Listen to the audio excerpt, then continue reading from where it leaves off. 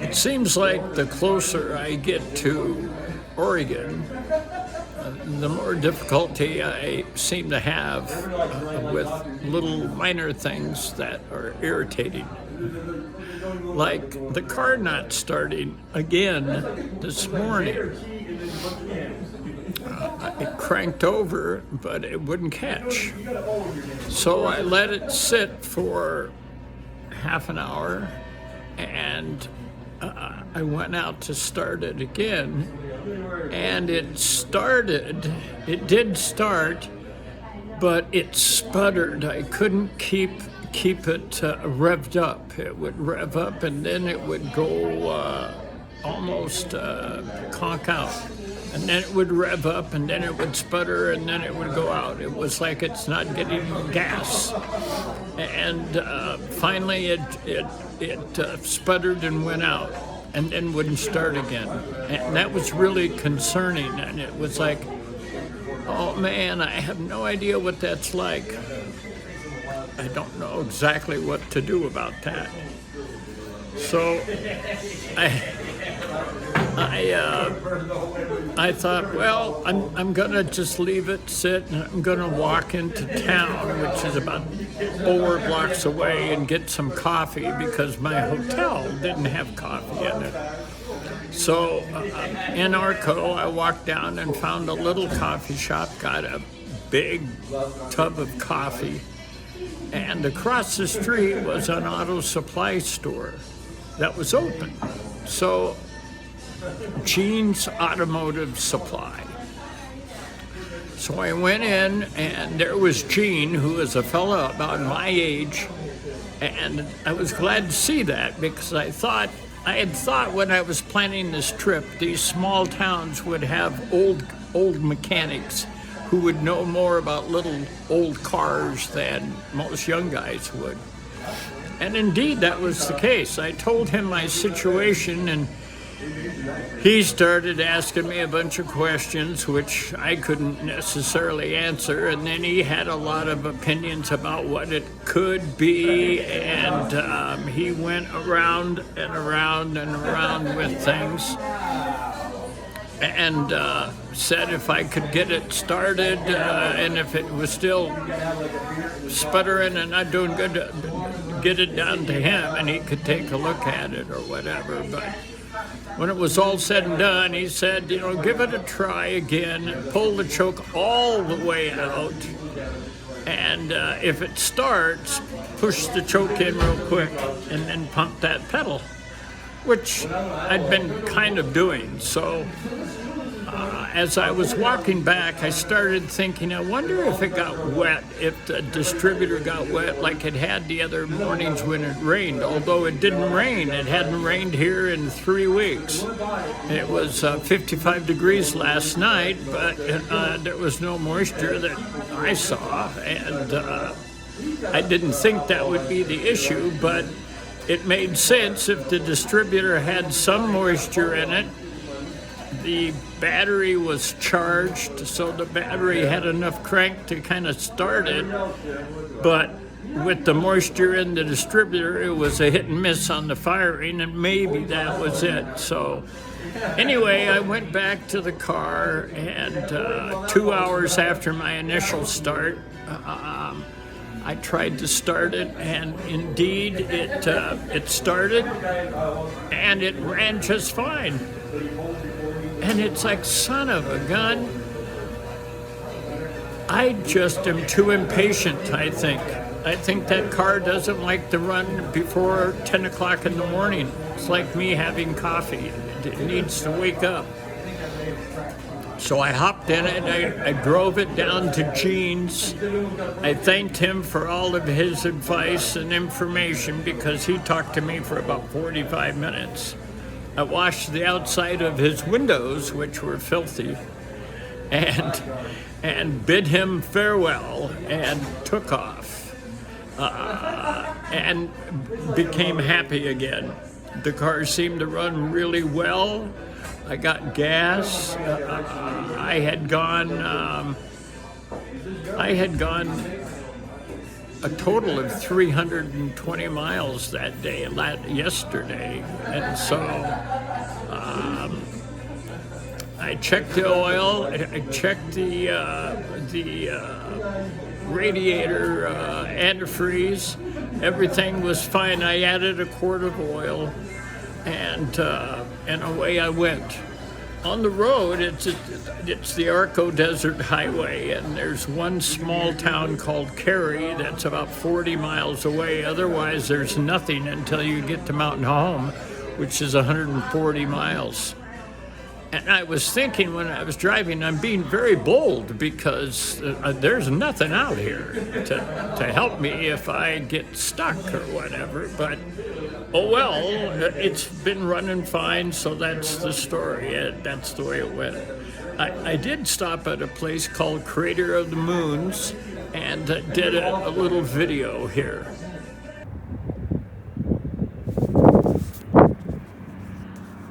Well, folks, we're here at Craters of the Moon, it's called, in the middle of Idaho, off of US 20.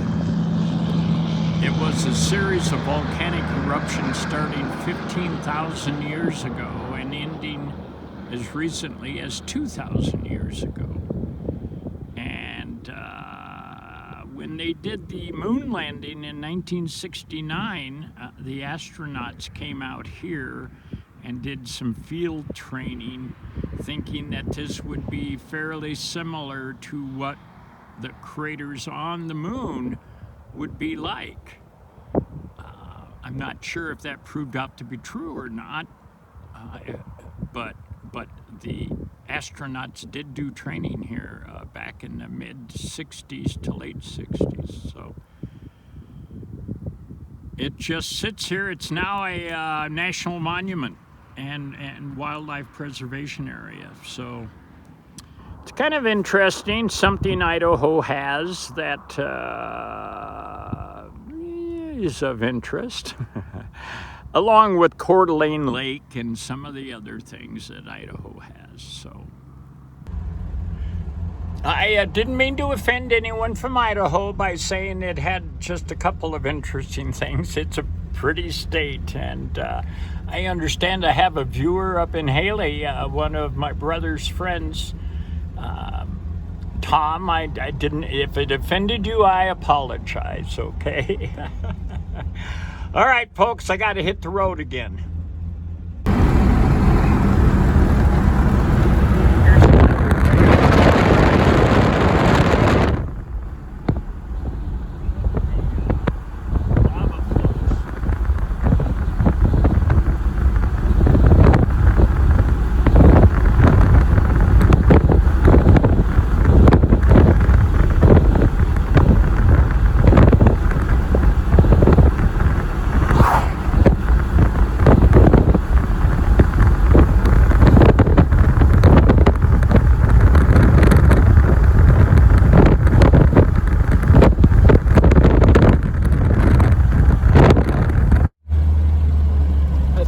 Give you a tour of what a small town looks like.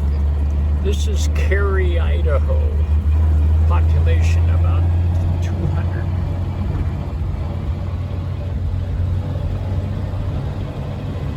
And this is one side of the street. They do have a post office.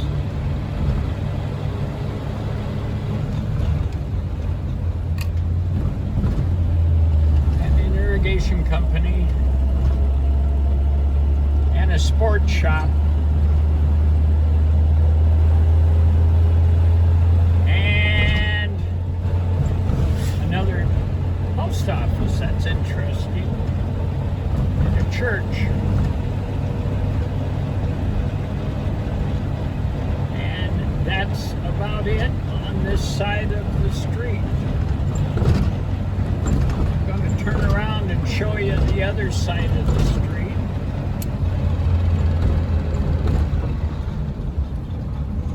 There is a high school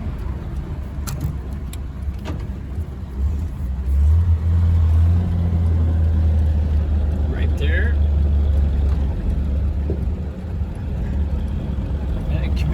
park.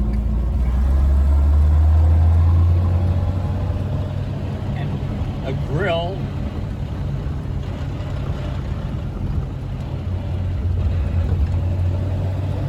And a couple of houses.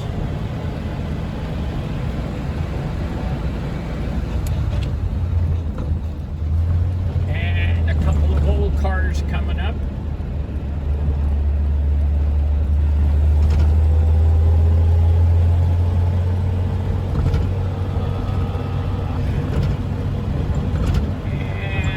A gas station that looks closed.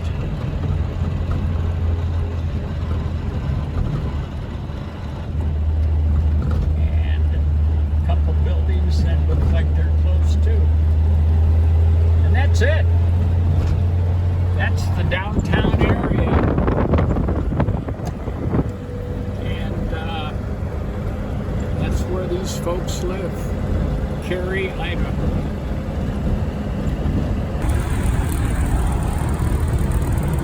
Not sure what this is all about, but there's somebody behind me with blinkers on. I don't know if you can see it here, but somebody's got blinkers on and has been following me for probably 10 miles.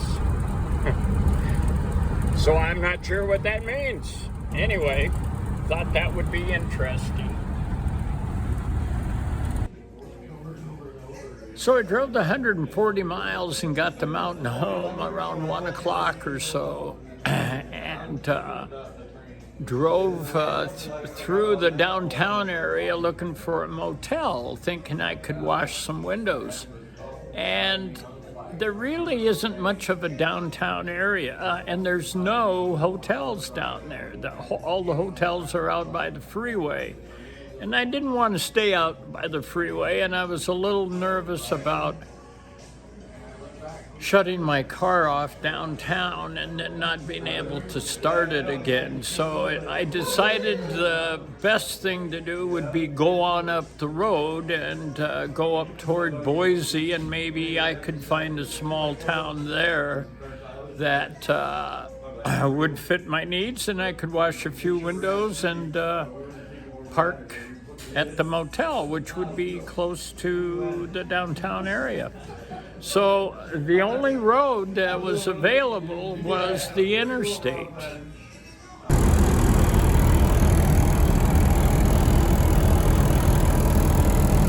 So there's no easy way of getting from Mountain Home to Boise other than the freeway.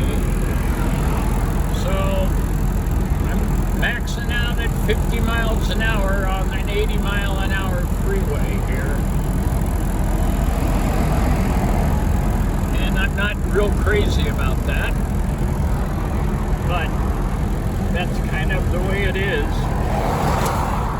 I could find nothing in Mountain Home that satisfied my need for a motel that is right downtown. So I'm going to just go up the road and see what we can find, and hopefully I don't cause too much disturbance. But, oh well, I'm from Oregon. What are you going to say, right?